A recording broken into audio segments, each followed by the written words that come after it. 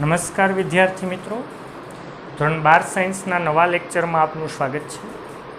અને આગળના લેક્ચરની અંદર આપણે એસી પરિપથ માટે સરેરાશ પાવર જોયો, પી, વીઆરએમએસ, આઈઆરએમએસ, કોસ ફાઈ. ત્યારબાદ પાવર ફેક્ટર યાની કોસ ફાઈ, જે એકમ રહિત અને પરિમાણ રહિત રાશિ છે. કોસ ફાઈ બરાબર શું થાય? અવરોધ અને ઇમ્પિડન્સનો ગુણોત્તર R/Z, એનો અભ્યાસ કર્યો. ત્યારબાદ જુદા જુદા પરિપથ, એસી પરિપથ માટે પાવર અને પાવર ફેક્ટર જોયું, જેમાં માત્ર અવરોધ હોય ત્યારે સૌથી વધારે પાવર વ્યય થાય, કારણ કે ત્યારે પાવર ફેક્ટર મહત્તમ હોય, cos phi 1 હોય. પરંતુ પરિપથમાં માત્ર ઇન્ડક્ટર કે માત્ર કેપેસિટર યાની શુદ્ધ ઇન્ડક્ટિવ કે શુદ્ધ કેપેસિટિવ પરિપથ હોય ત્યારે એમાં કોઈ પ્રકારનો પાવર વ્યય થતો નથી, યાની ત્યારે જે પ્રવાહ વહે છે એને વોટલેસ પ્રવાહ તરીકે ઓળખવામાં આવે, જે હકીકતમાં આદર્શ પરિસ્થિતિ છે. પ્રેક્ટિકલી પ્રાયોગિક રીતે આવું કોઈ દિવસ શક્ય નથી કે જેને અવરોધ ન જ હોય. અને હા, LCR-AC પરિપથમાં અનુનાદ વખતે પાવર વ્યય મહત્તમ થાય છે. આટલી વસ્તુ જોયું. હવે નવા ટોપિક ઉપર આવીએ. LCR શ્રેણી એસી પરિપથ માટે વિદ્યુત ભાર ક્યુનું વિકલ સમીકરણ મેળવો. વિદ્યુતભાર ક્યુનું વિકલ સમીકરણ મેળવો અને વિદ્યુત રાશિને યાંત્રિક રાશિ સાથે સરખાવવાની છે. યાની આકૃતિમાં દર્શાવ્યા પ્રમાણે સૌપ્રથમ આપણે લખશું. આકૃતિમાં દર્શાવ્યા પ્રમાણે L ઇન્ડક્ટન્સ વાળા ઇન્ડક્ટર, C કેપેસિટન્સ ધરાવતા કેપેસિટર અને અવરોધ R ને શ્રેણીમાં જોડી અને જો એસી સપ્લાય વોલ્ટેજ લાગુ પાડવામાં આવે તો એને LCR શ્રેણી એસી પરિપથ કહે છે. તો આમાં V બરાબર લાગુ પાડેલ સપ્લાય વોલ્ટેજ Vm શું છે? sin ઓમેગા t છે. તો કિર્ચોફનો બીજો નિયમ લાગુ પાડું અથવા KSL લાગુ પાડતા તો પરિપથનો કુલ વોલ્ટેજ આના બધાના છેડા વચ્ચેના વોલ્ટેજના સરવાળા બરાબર હોય, યાની VL plus VC plus VR બરાબર શું થવાના? V થવાના કે નહીં? ઇન્ડક્ટરના બે છેડા વચ્ચે વોલ્ટેજ VL બરાબર શું થાય? L di/dt થાય. કેપેસિટરના બે છેડા વચ્ચે વોલ્ટેજ VC બરાબર શું થાય? Q/C થાય. અને અવરોધના બે છેડા વચ્ચે વોલ્ટેજ VR બરાબર શું થાય? IR થાય. આ ત્રણેયની કિંમત સમીકરણ 1 માં મૂકતા તમે લખજો થિયરીની અંદર આ બધી વસ્તુ. તો શું થશે? VL એટલે L di/dt plus VC Q/C plus VR એટલે શું થાય? IR ઇઝ ઇક્વલ ટુ શું થશે? VM sin omega t. પરંતુ વિદ્યુત ભારનું વિકલ સમીકરણ મેળવો.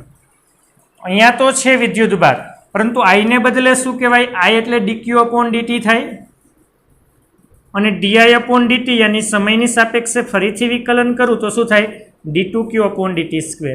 તો I અને di/dt ની કિંમત સમીકરણ 2 માં મૂકતા શું થશે? L d2q/dt² પ્લસ IR વાળું પદ પહેલા લખો એટલે R. I ને બદલે શું લખું? dq/dt પ્લસ VC ને બદલે શું લખું? Q/C is equal to VM sin omega t. Ready?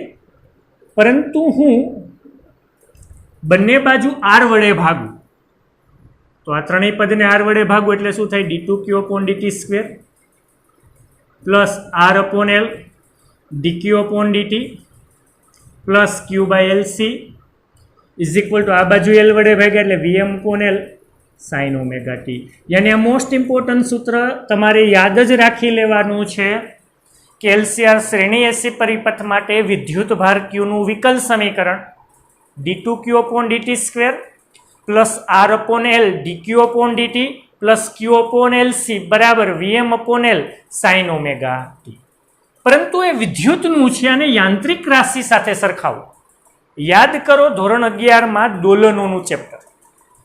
દોલનોના ચેપ્ટરની અંદર આપણે કહેતા કે જ્યારે સમય જાય એમ ઘટતા કંપ વિસ્તારથી દોલનો થાય, પરંતુ જ્યારે બાહ્ય આવર્ત બળ આપવામાં આવે ત્યારે એના દોલનો સતત અને સતત ચાલુ રહે, જેને બળ પ્રેરિત કે પ્રણોદિત દોલનો કહેતા. યાની બળ પ્રેરિત દોલનો માટે નું વિકલ સમીકરણ યાદ હોય તો, જો ન હોય તો યાદ રાખવાનું જ છે. મેં ત્યારે કહેતો હતો 11 સાયન્સમાં કે આ સૂત્ર મોસ્ટ ઇમ્પોર્ટન્ટ છે. એક જગ્યાએ 12 સાયન્સમાં ઉપયોગમાં આવશે અહીંયા, કારણ કે અહીંયા બળ પ્રેરિત દોલનોનું વિકલ સમીકરણ શું થાય? d2y/dt² plus b/m dy/dt plus k/m y is equal to f0/m sin ωt. યાની કે આ જે છે વિકલ સમીકરણ એ યાંત્રિક રાશિઓ માટેનું છે. યાની તમારે યાંત્રિક અને વિદ્યુતને સરખાવવાના છે આ બંને સમીકરણ. યાની કે યાંત્રિક રાશિની અંદર યાંત્રિક ભૌતિક રાશિઓ હોય છે, એવી જ રીતના વિદ્યુત ભૌતિક રાશિઓ પણ હોય છે. યાની યાંત્રિક રાશિમાં જેવું કામ સ્થાનાંતર વાયનું હોય, તો જો અહીંયા જેમ વાય છે એમ અહીંયા કોણ છે? ક્યુ છે ને. એમ વિદ્યુત ભારની અંદર કોણ છે? વિદ્યુત રાશિની અંદર કોણ છે? વિદ્યુત ભાર ક્યુ છે. યાની કે જેમ દોલનોની અંદર કણ સ્થાનાંતરમાં ચેન્જીસ થતો તો, સ્થાનાંતર બદલતો હતો, એમ અહીંયા વિદ્યુત ભારમાં ફેરફાર થાય. યાદ રાખશું, જેમ ત્યાં દોલનોનો કંપવિસ્તાર સતત ચેન્જ થતો હતો, તેનું સ્થાનાંતર બદલાતું હતું, એમ અહીંયા વિદ્યુત ભાર બદલાતો રહે. પરિપથમાં પસાર થતો વિદ્યુત ભાર આવર્તી રીતે બદલાય છે. યાની કે જેમ યાંત્રિક રાશિમાં બી એટલે શું કહેવાય? અવમંદન ગુણાંક. અને અવમંદન ગુણાંકનું કામ શું હતું ખબર? યાદ હોય તો કહું કે જે દોલનો ધીમા પાડે, યાની કે હવા દોલનો થતો તો હવાના અવરોધના કારણે દોલનો ધીમા થતા હતા, એમ અહીંયા વિદ્યુત ભારને ઘટાડવાનું કામ જેમ અવમંદન ગુણાંક કરે છે એમ અહીંયા કોણ કરે છે? તો જો બી જેવું કોણ હોય છે? આર. યાની અહીંયા અવરોધ કરે છે. યાની કે અહીંયા વિદ્યુત ભારને અવરોધના કારણે ઘટાડો થાય છે. વિદ્યુત ભારના પ્રવાહમાં, વિદ્યુત ભારમાં પસાર થવામાં ઘટાડો થાય, જેના કારણે વિદ્યુત પ્રવાહમાં ઘટાડો થાય છે.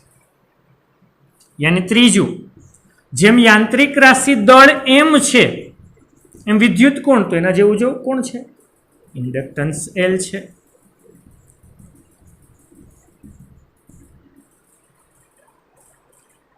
યાની હજી સરખાવું તો જેમ dy/dt છે એમ કોણ છે? dq/dt છે.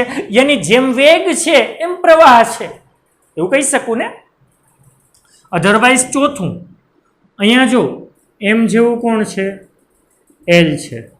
વાય જેવું કોણ છે? ક્યુ છે. તો કે જેવું કોણ? કે એટલે શું થાય? બળ અચળાંક થાય કે સ્પ્રિંગ અચળાંક થાય? તો બળ અચળાંક જેવું કોણ છે? તો કે 1/c છે. કેપેસિટન્સનો વ્યસ્ત છે, કારણ કે જો 1/c જ વધ્યા ને. કે જેવું કોણ છે? 1/c છે. અને પાંચમું, ત્યાં દોલનો સતત ચાલુ રાખવા માટે શું આપવું પડે? બાહ્ય બળ આપવું પડે, બાહ્ય આવર્તી બળ આપવું પડે. કારણ કે સતત આવર્તી બળ ચાલુ રહે તો જ એનો કંપવિસ્તાર, તો જ એના દોલનો સતત અને સતત ચાલુ રહે, એનો કંપવિસ્તાર અચળ રહે. તો એનો મતલબ એવો થયો કે તમારે અહીંયા સતત અને સતત વિદ્યુત ભાર વહેડાવવો છે, સતત અને સતત વિદ્યુત પ્રવાહ વહેડાવવો છે, તો તમારે અહીંયા શું આપવું પડશે? બાહ્ય આવર્ત વોલ્ટેજ, અથવા શું આપવું પડશે? વોલ્ટેજ આપવું પડશે. યાની કે અહીંયા તમારે સતત વિદ્યુત ભાર ગતિ કરાવવો, સતત દોલનો વિદ્યુત ભારના ચાલુ રાખવા, સતત વિદ્યુત પ્રવાહ વહેડાવવો, તો તમારે શું આપવું પડશે? બાહ્ય આવર્તી વોલ્ટેજ આપવો પડે. રેડી? તો આટલું નોટ ડાઉન કરી લો. આ એમસીક્યુ માટે, નીટ માટે ઇમ્પોર્ટન્ટ છે, ગુજકેટ માટે ઇમ્પોર્ટન્ટ છે.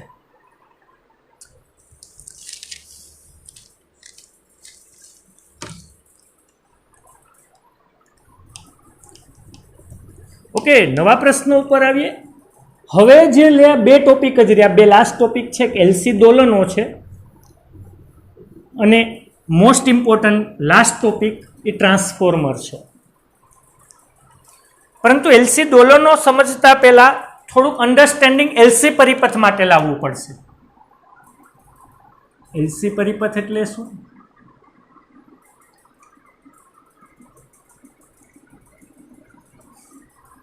અથવા એમ કહું, એલસી પરિપથ માટે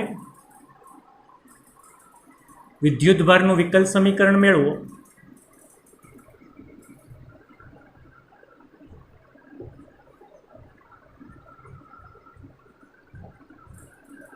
અને તેનો ઉકેલ મેળવો.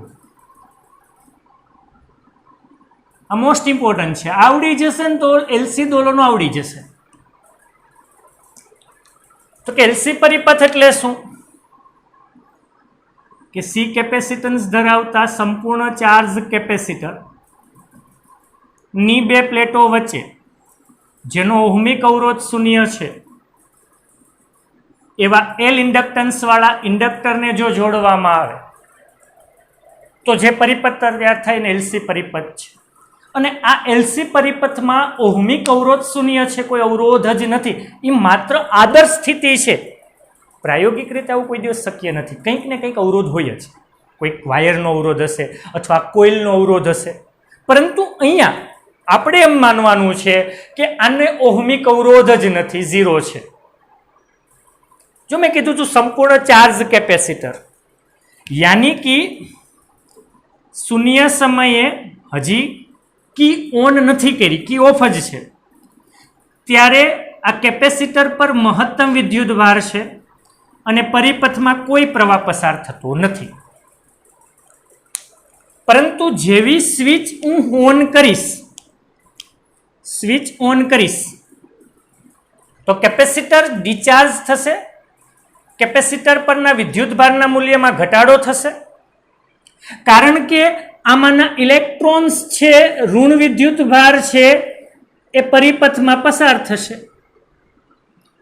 જેના કારણે વિદ્યુત પ્રવાહ પસાર થાય, કારણ કે વિદ્યુત પ્રવાહની દિશા ઇલેક્ટ્રોનની દિશાની વિરુદ્ધ દિશામાં. પરંતુ હા, આ વિદ્યુત પ્રવાહનું સૂત્ર લખીશ -dq/dt, તો તમે કહીશું માઇનસ કેમ?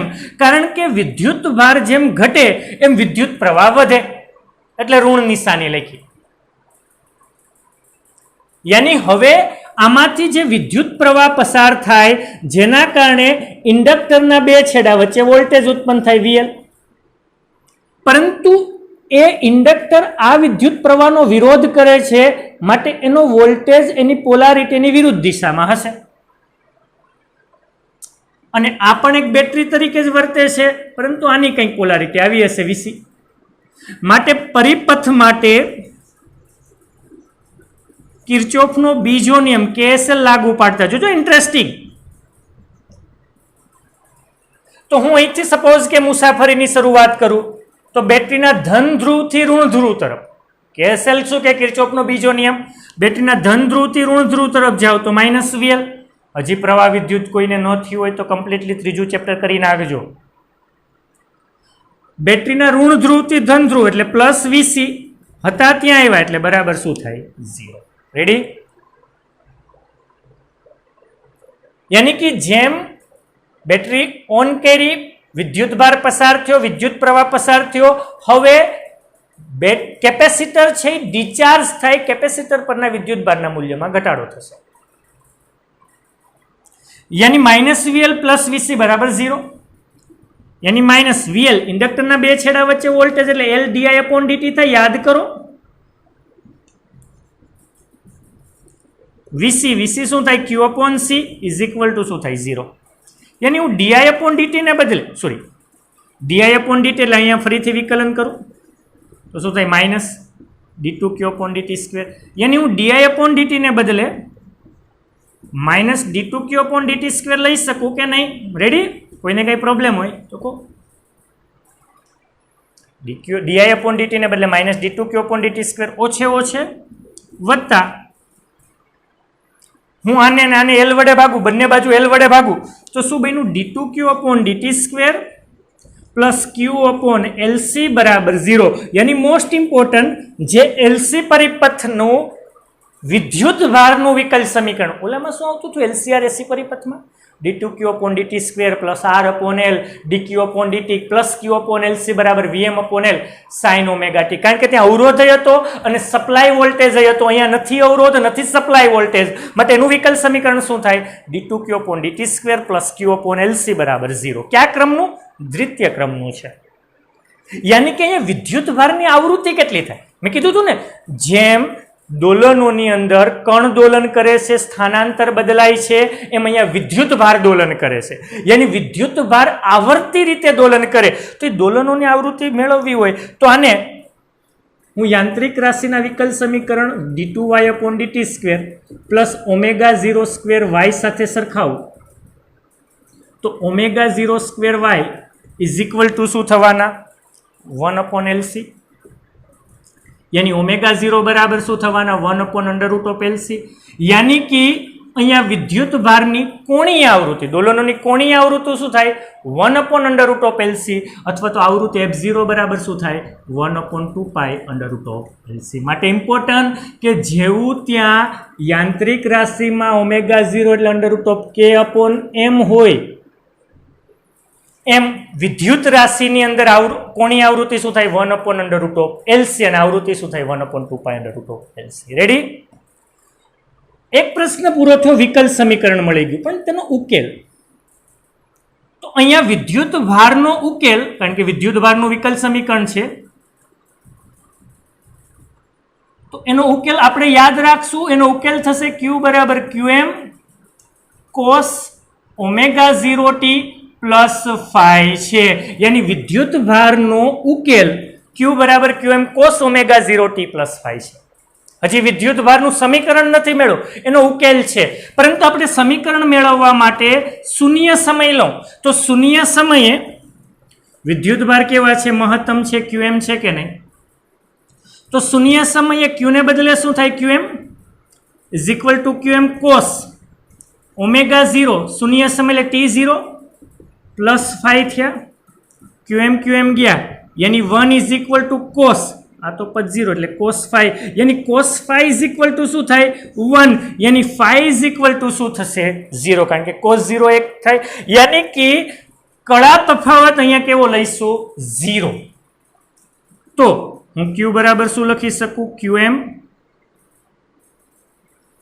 cos ω0t પ્લસ phi, પરંતુ કેવા 0, यानी कि विद्युत भार નું સમીકરણ મોસ્ટ ઇમ્પોર્ટન્ટ, વિદ્યુત ભારનું સમીકરણ એલસી પરિપથ માટે વિદ્યુત ભારનું સમીકરણ Q બરાબર શું છે QM cos ω0t, यानी વિદ્યુત ભાર કોસની રીતે આવર્તી રીતે બદલાય, પરંતુ કઈ રીતે કોસ એટલે ઉપરથી શરૂ થાય, यानी આ રીતે વિદ્યુત ભાર બદલાય. મહત્તમ કેવા QM, પછી કેવા થઈ જાય 0, પછી કેવા -QM, પછી કેવા 0, એમ આવર્તી રીતે બદલાય છે. यानी હું વિકલન કરું t ની સાપેક્ષે તો શું થાય dq/dt, તો QM અચળ વિકલનની બહાર. કોસનું વિકલન શું થાય cos -sin ω0t, પૂરું નહીં, પરંતુ જેને તમે થીટા ધાર્યા એનું ફરીથી વિકલન, તો ω0 અચળ વિકલનની બહાર dt/dt. તો dq/dt શું થયા dq/dt -QM ω0 ને અહીંયા બહાર લઈ લો ω0 sin ω0t, यानी कि विद्युत प्रवाह I बराबर શું થાય -dq/dt થાય. જોજો વિદ્યુત પ્રવાહ I બરાબર શું થાય -dq/dt, यानी -dq/dt એટલે માઇનસ, ઓછે વત્તા QM ω0 sin ω0t.